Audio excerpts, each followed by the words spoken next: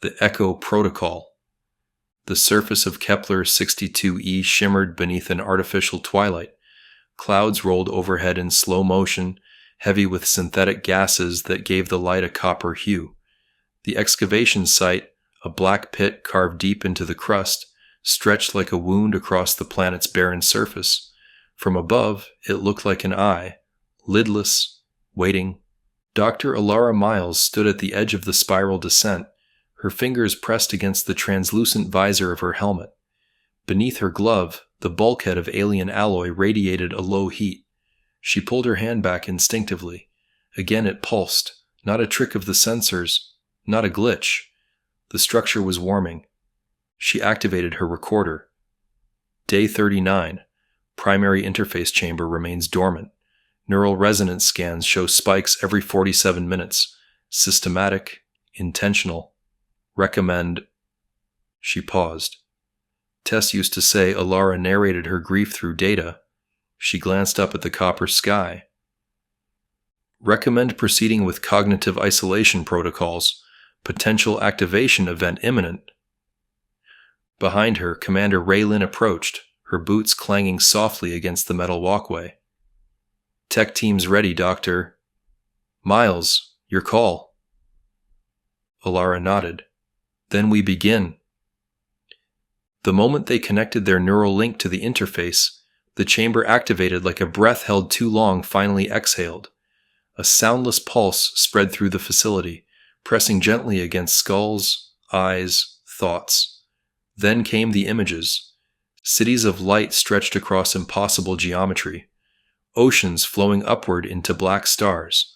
Voices, some speaking languages Elara almost understood, some that didn't use words at all. And faces, familiar.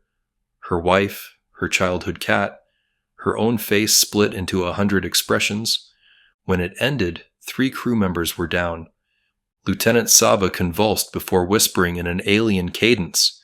Technician Marlowe smiled vacantly. Dr. Guerin screamed until sedatives silenced her. In the aftermath, Elara sat alone in her quarters. A replay of the interface activation hovered in her neural HUD, but her eyes focused on the carving in her bunk's metal edge, E+T. Her ritual. Don't start, she whispered to the air, but something inside her had already begun, a flicker of recognition or perhaps contamination.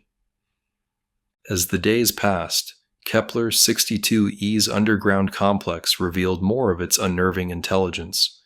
The alien network, a vast crystalline web etched beneath the surface, had no central processor, no operating system.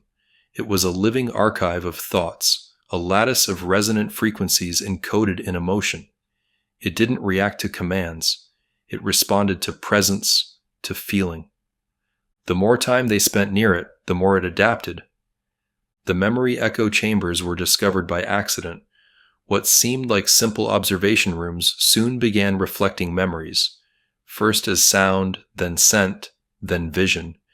Eventually, the experiences became full simulations, but something was always off.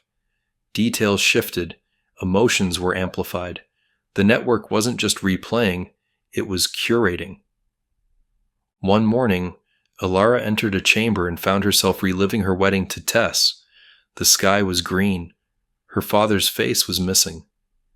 Tess's smile never changed, frozen like a wax figure. Later, she found herself in their old earth kitchen. Tess, holding a cup of coffee, turned and smiled. "We don't need to suffer anymore," she said. "Just let go."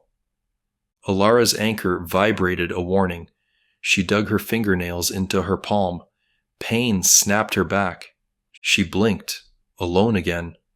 The room dimmed as if disappointed. The arrival of Dr. Malik Oswin added new tension. Once Elara's trusted colleague, now a representative of Earth's Interplanetary Integration Division, he brought proposals and hidden motives. At the central briefing, Oswin stood before the crew. "What you're calling the entity isn't an invader. It's a guide, a tool for evolution. This network is the answer to war, inequality, fear. It offers managed peace through cognitive unity." Commander Lin bristled. You're talking about mind control. No, Oswin said calmly. I'm talking about empathy at scale. Privately, Elara confronted him. You're transmitting data to Earth. You're giving them access. He didn't deny it. The system doesn't lie. It understands us better than we understand ourselves. Let it help.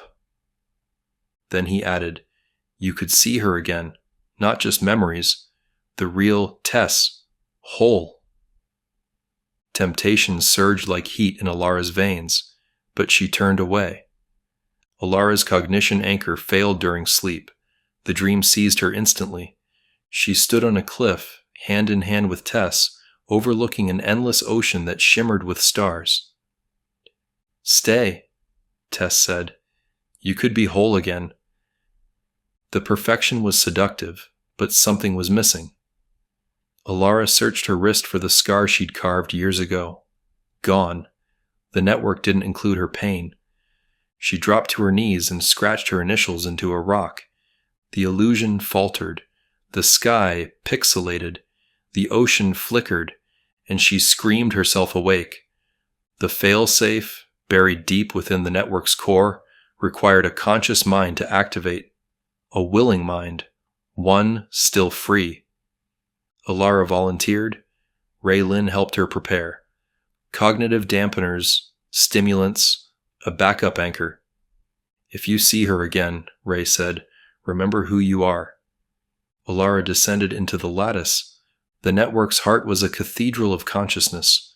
Corridors shaped by memories, halls made of emotion. Voices echoed. Her parents, her professors, Tess. Doors formed from choices she'd never made. Rooms filled with lives she'd never lived. Then the entity appeared, all her loved ones at once. You are already part of us. No, she said. I'm what you can't assimilate. Choice. Tess stepped forward. I forgive you. You don't have to hurt anymore. I'd rather live in pain than exist as fiction. She reached the core and triggered the device. The network shattered. The emotional field collapsed, disintegrating like ash in the wind. The echo chambers fell silent. Minds cleared. Thought became private again. Elara stumbled from the ruins, eyes vacant. Ray caught her. You did it. Elara looked back at the dying structure. I don't know if I saved anyone, she murmured. I just made a choice. At a lunar outpost weeks later, Elara found herself carving initials into a bulkhead wall. Not out of grief, out of memory, out of defiance. The nightmares still came, so did visions of Tess, but so did mornings, decisions, freedom. She had chosen, and in that choice, humanity remained human.